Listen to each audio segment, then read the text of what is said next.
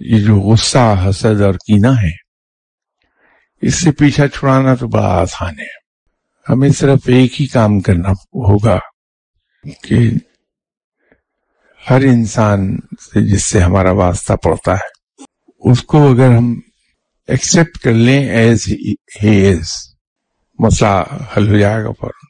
اور اس کو as it is accept کرنے کا آسان سا طریقہ یہ ہے کہ جب مجھے کسی شخص کی کسی عادت پہ، کسی بات پہ جھنجھلاہٹ ہو، تو میں اگر یہ سوچ لوں کہ میرے اندر بھی کتنی بری عادات ہیں، لوگ بھی تو برداشت کرتے ہیں سبھی، تو میں اس کو کیوں نہیں برداشت کر سکتا.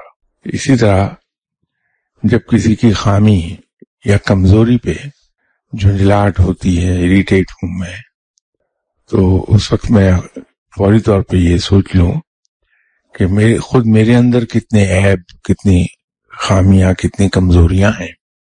لوگ بھی تو کیسے بھلے لوگ ہیں کہ مجھے قبول کیے ہوئے ہیں، تو میں کیوں نہیں قبول کر سکتا. یہ تھوڑی ہی ایفرٹ ہوتی ہے.